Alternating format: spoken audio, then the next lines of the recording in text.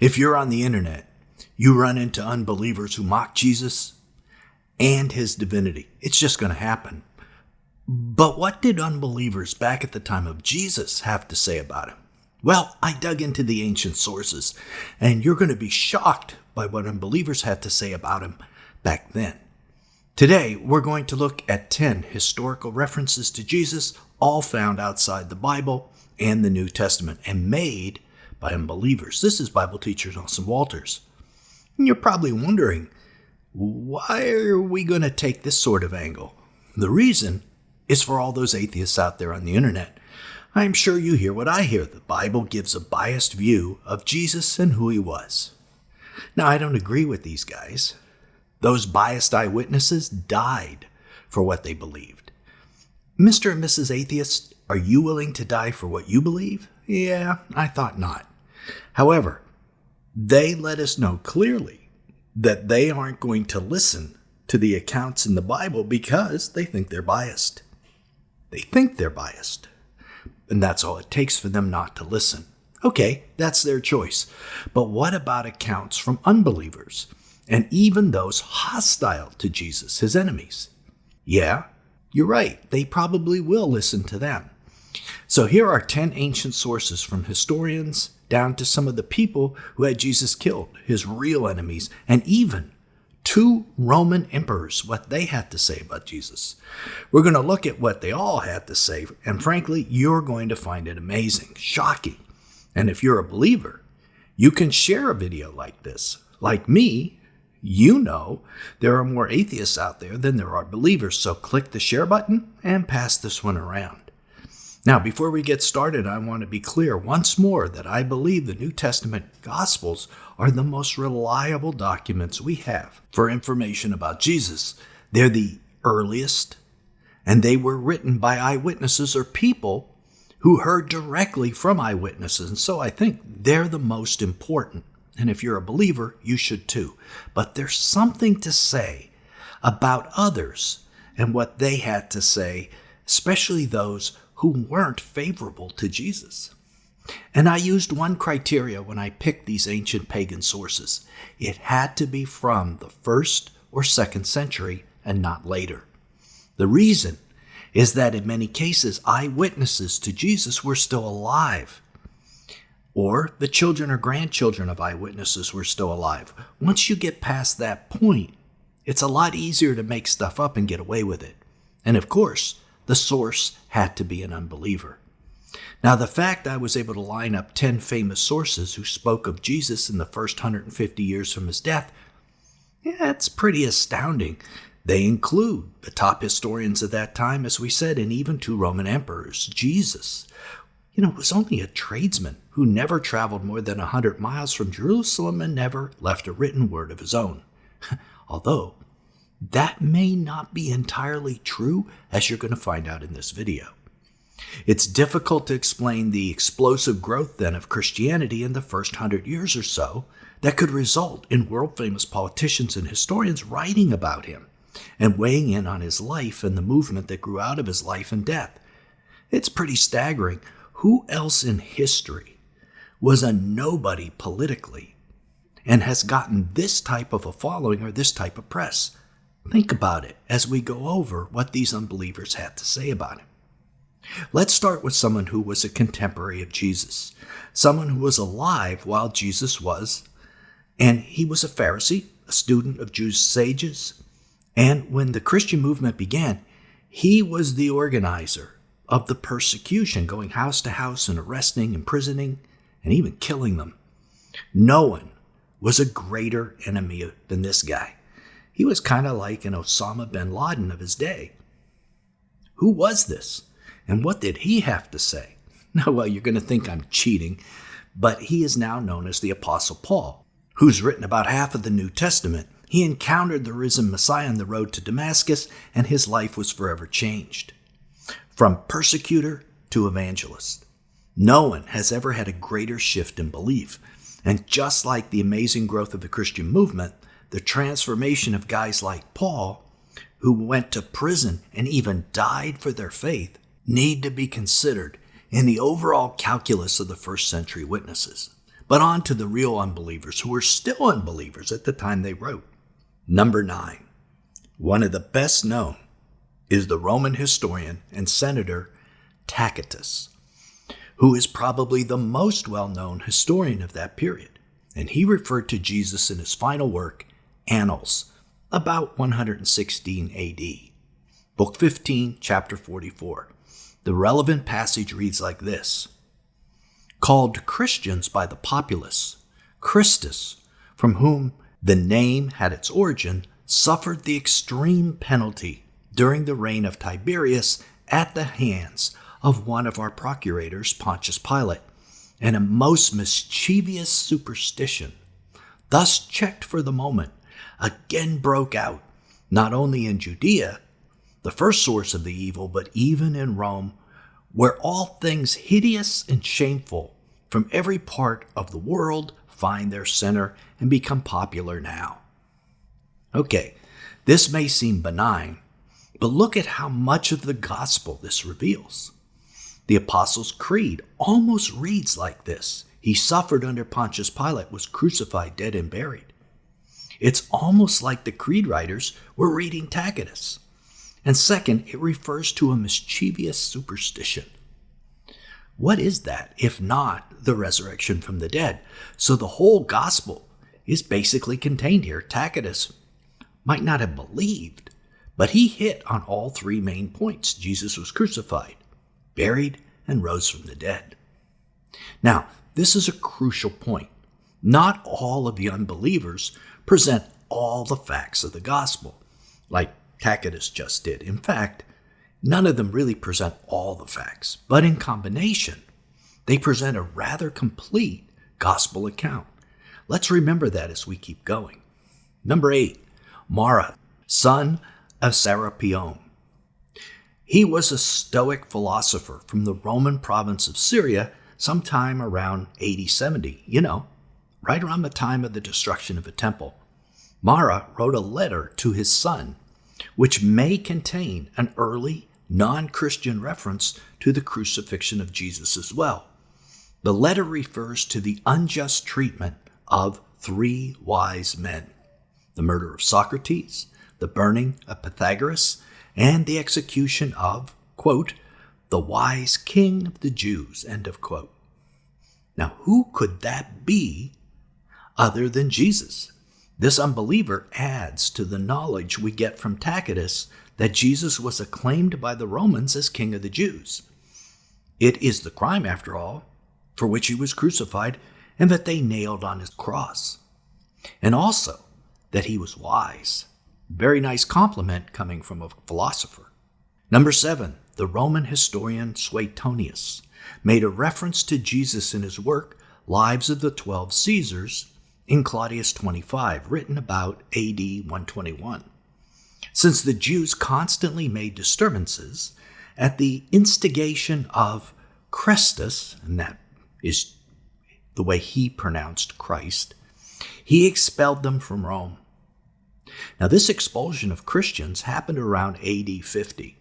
This is likely the exact same expulsion mentioned in Acts 18:2. And he found a Jew named Aquila, a native of Pontus, recently come from Italy with his wife Priscilla, because Claudius had commanded all Jews to leave Rome. So this passage not only confirms the existence of Jesus and the fact that they referred to him as Messiah or Christ, but also the factual basis of this passage in Acts. Number 6, the famous Jewish historian Josephus. Notice that the 3 top historians of the 1st and 2nd century, Josephus, Suetonius, and Tacitus, all have taken time to refer to Jesus. Josephus mentions our Lord in 2 passages. One referencing the stoning of James, Jesus' half-brother, and calling him the brother of Jesus, who was called the Christ. And in a second passage, quote, about this time there lived Jesus, a wise man, if indeed one ought to call him a man. For he was one who performed surprising deeds, and was a teacher of such people as accept the truth gladly. He won over many Jews and many of the Greeks. He was the Christ. And when upon the accusation of the principal men among us, and that would be the Jewish leaders, Pilate had condemned him to the cross, those who had first come to love him did not cease. He appeared to them, spending a third day restored to life.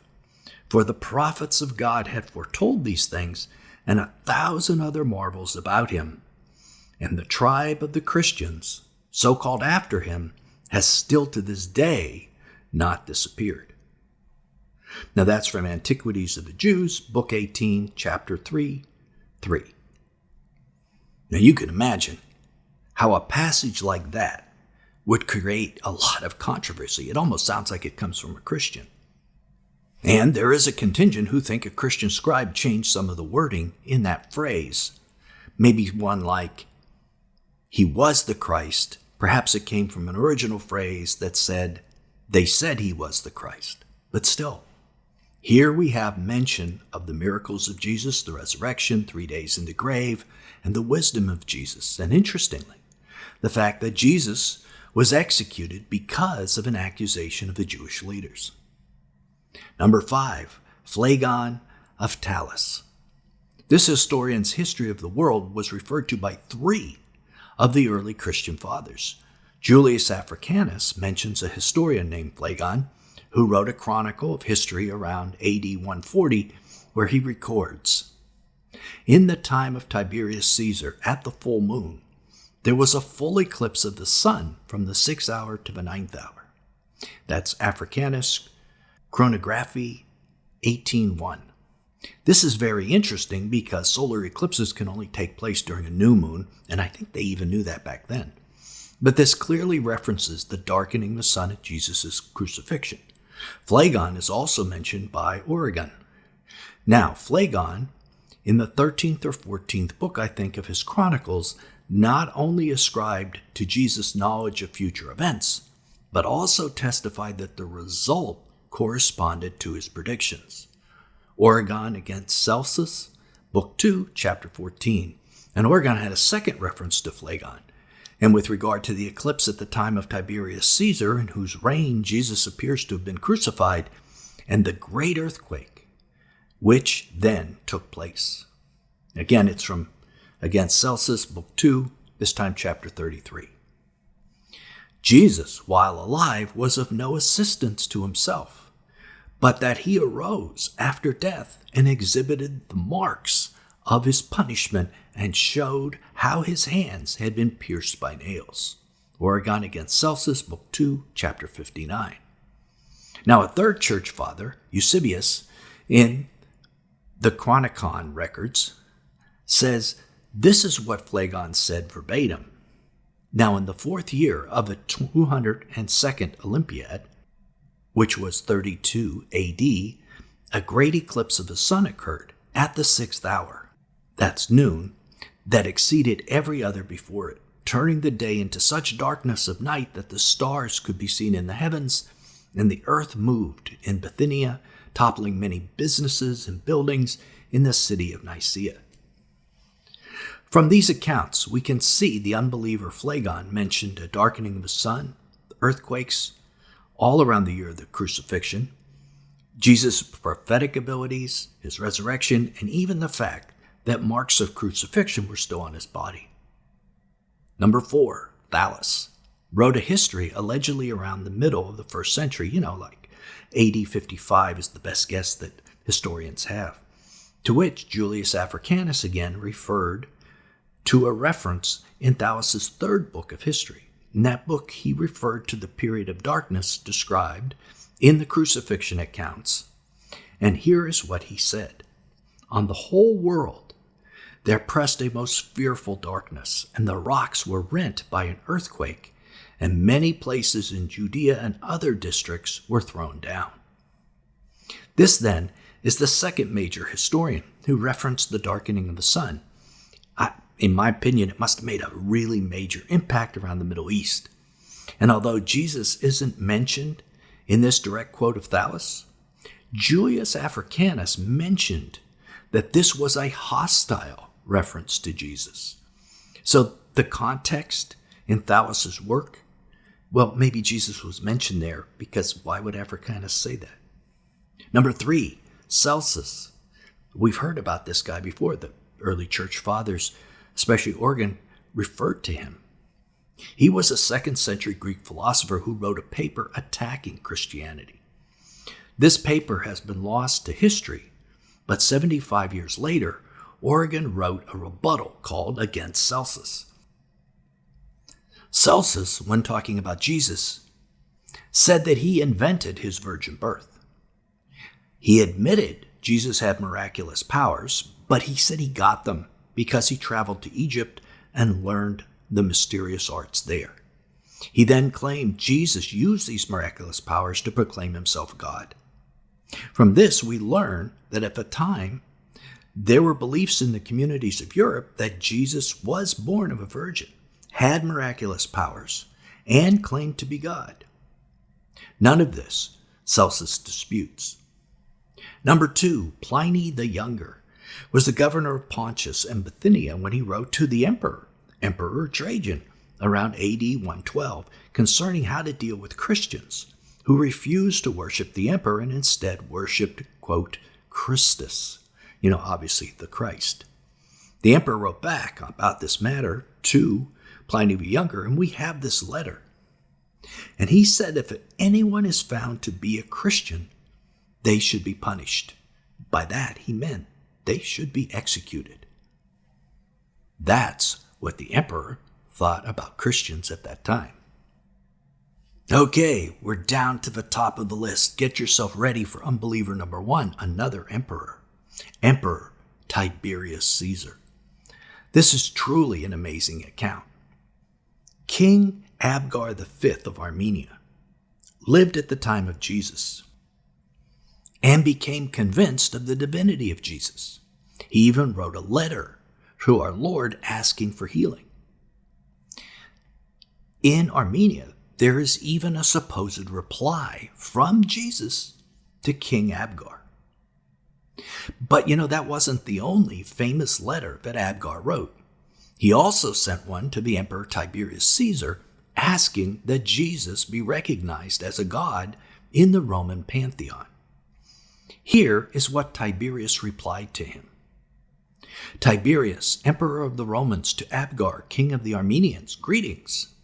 Your kind letter has been read to me, and I wish that thanks should be given to you from me. Though we had already heard several persons relate these facts, Pilate has officially informed us of the miracles of Jesus. He has certified to us that after his resurrection from the dead, he was acknowledged by many to be God. Therefore, I myself also wish to do what you propose. They were going to add him to the Roman pantheon. But only when the admission has been discussed and examined in a full Senate. I proposed the affair to the Senate, and they rejected it with contempt, doubtless because it had not been considered by them at first. But we have commanded all those whom Jesus suits to receive him among the gods. That's the letter. Absolutely amazing. Coming from the king of the known world at that time. The king who was Caesar when Jesus was crucified. And did you notice this reply contained a famous name? Pontius Pilate. Did you know Pilate's report to Caesar still exists in a document known as the Acts of Pilate? A document that contains conversations between Jesus and Pilate do not exist in the Bible. Also, the eyewitness testimony of soldiers who were there at the resurrection. Click right here to keep watching and discover the most amazing ancient document ever written by an unbeliever, Pontius Pilate. If you click here, you'll hear it word for word. Till then, this is Nelson, and I'll see you there.